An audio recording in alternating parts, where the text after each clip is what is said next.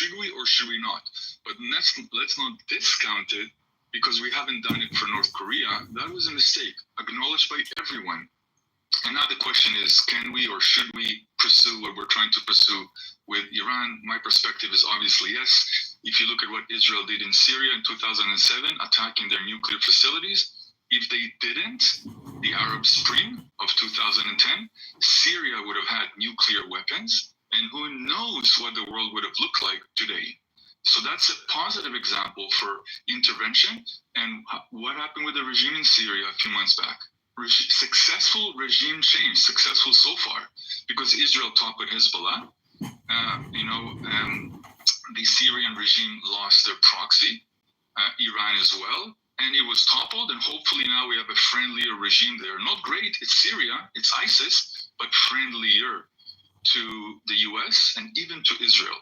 So proper regime changes are possible. Syria is a great example, and I'd love to hear that perspective color the conversation about Iran, and should we or should we not do that?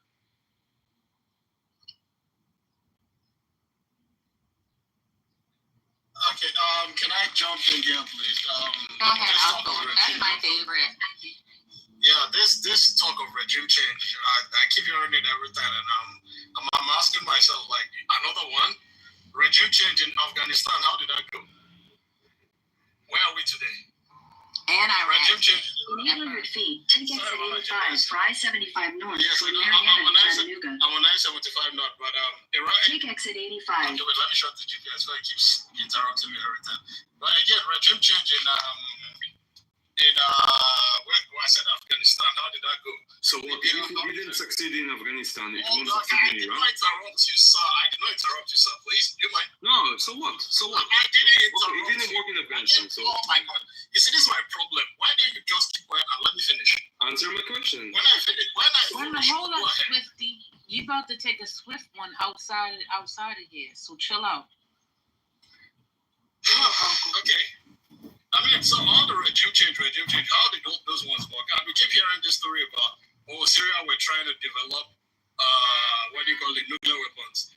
Iran has, according to what we've been hearing, Iran has been 2 weeks on developing nuclear weapons since like 2011 or 2020 or 2012, or close like 10, 20 years now. They've been 2 weeks away from developing nuclear weapons, and they still have not had nuclear weapons. So, I mean, all these stories every time, let's slow down on these stories and let's just be factual and tell the truth. Let's just be factual and tell the truth. Thank you. Let me just stop it there for now so that I don't get missed. So, Uncle, because it didn't work in Afghanistan, it means that it won't work in Iran? Are they same countries? Are they the same people, Uncle?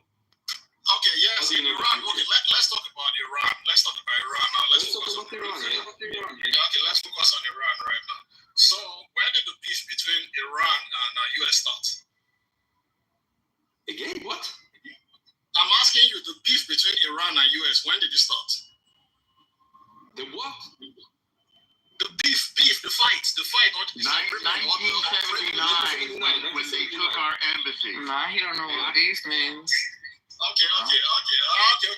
Let's stop there. Now, the original beef between Iran and US started when Iran tried to nationalize their oil way before 1979. So after they tried to nationalize their oil, the Americans were not happy, the British were not happy. They brought in the Shah. The Shah came, got the whole down. Oh my goodness. Can you... The beef is with this government, the IRGC, the Iranian genocide regime. Norma, shut up. That is what they keep doing every time. Swifty and El Normo. Chill out. That is what they keep doing every time. They try to nationalize their oil. The Americans were not happy.